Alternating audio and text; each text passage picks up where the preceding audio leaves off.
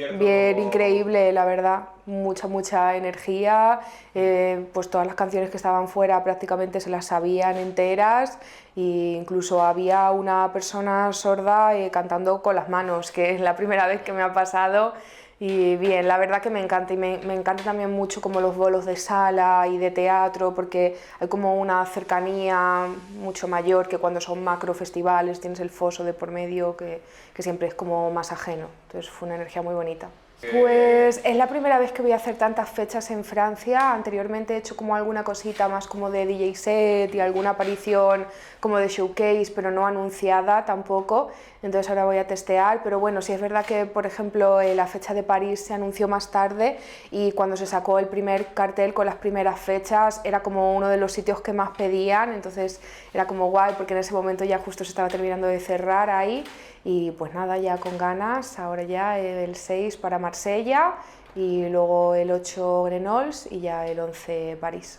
A ver, son dos proyectos diferentes porque Peligrosa tiene una estructura también que es de cuento, entonces hay muchos tracks que son como interludios, que lo que hacen es darle esa entidad de cuento, y que obviamente hay música, pero es una parte como muy narrada, ¿no? Es narración.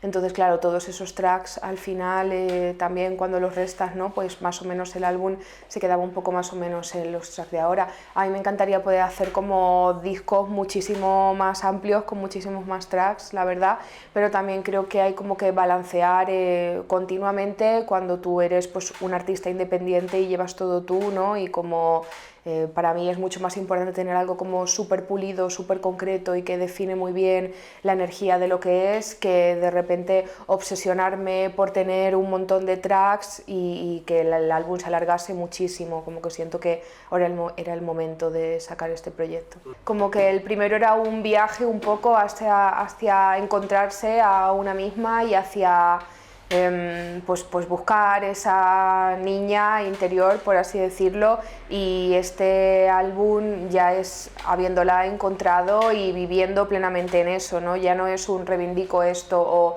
hablo de esto, sino que es lo que soy, lo vivo y soy mi Fati Fairy. Pues sí, justo, al final siempre la música que yo hago parte mucho de la música que yo escucho y de lo que yo soy como artista. Entonces yo lo que más escucho es música jamaicana, reggae, dancehall, muchísima música africana, contemporánea, antigua, pues afrobeats, coupé de calais, kuduro, afro house, mucha música caribeña, bouillon, soca. Y parto de todos esos ritmos, pero en este álbum hay como una unión mucho más hacia la electrónica y hacia otros estilos que también me interesaban. Pues mira, es muy fuerte porque justo fue como en esta habitación de aquí, sí. Y bueno, tengo un tío muy joven con el que no me llevo demasiados años, y él pues de muy joven era como skater y estaba más metido como, pues así, como en cultura más urbana y demás, y siempre le ha gustado mucho la música. Él me regaló mi primer Walkman, mi primer Discman, de los primeros CDs originales que he tenido, siempre sus regalos han sido música, y de muy pequeña pues él escuchaba hip hop americano sobre todo. De ahí yo creo que en algún momento pues yo escuché algún tema que a lo mejor sería una colaboración con Lauryn Hill o The Fugees, y de repente como que esas voces, esas melodías a mí me impactaron. Entonces mi tío empezó a buscar más música para mí, y de ahí me encontró el primer álbum de Sean, bueno, el segundo de Sean Paul, el de Dirty Rock.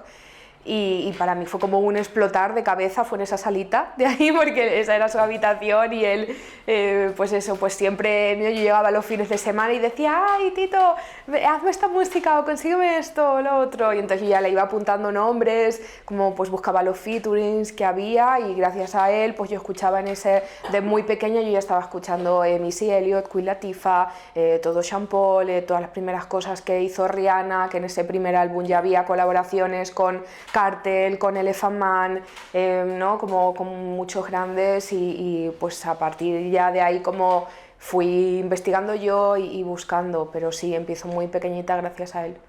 Igual Fati tiene como mucho más una fuerza desde la rudeza, la agresividad y el imponerse de aquí estoy yo, ¿no? Y Fairy tiene esa parte mucho más desde la ternura y desde algo como mucho más suave, mucho más dulce, y creo que cuando eso se balancea y está todo unido es donde está lo más interesante. No, en el álbum anterior no había recogido nada todavía de este diario. La verdad que la mayor parte como de conceptos igual que están como muy redondos y muy profundos, ¿no? Como enojos, ¿no? Que se habla como de eso, de si tú pudieses verte a través de mis ojos, ¿no? Cuando muchas veces estamos perdidos igual te encontrabas, o otras cosas que son como muy profundas, vienen de ese diario.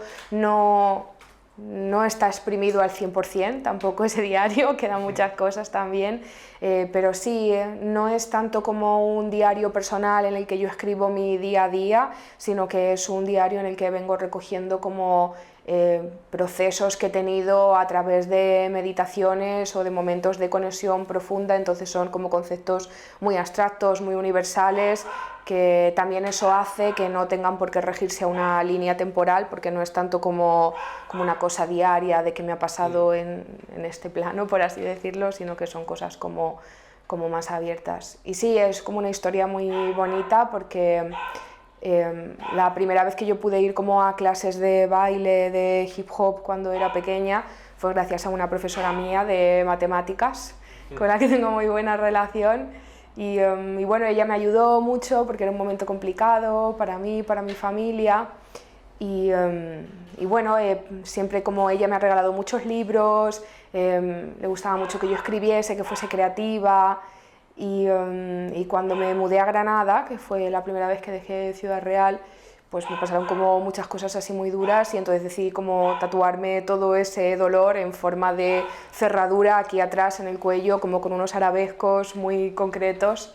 Y a los 3 días me llamó esta profesora y me dijo: ay, tengo un regalo para ti. Era normal que ella me regalase libros o cuadernitos o lo que sea. Digo: ay, pues sí, vamos a quedar tal. Y entonces fui y me había regalado como una agendita que era justo el mismo tipo de arabesco que yo me había tatuado, pero en vez de ser una cerradura era la llave.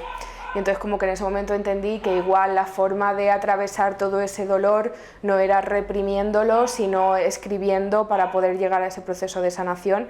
Entonces llevaba escribiendo en ese cuadernito 10 años, todavía no se han acabado, quedan algunas hojitas que iré rellenando y de ahí salen todos esos conceptos, sí. Pero la presión constante a los cuerpos, al físico y a lo estético en las mujeres es una cosa que no acaba, y también me gustaría mucho en un futuro como poder ayudar a otras artistas y crear como otras estructuras dentro de la propia industria musical que no estén regidas solo por pues esta heteronorma, esta agresividad y esta violencia gestionando todo, que es con la que me encuentro diariamente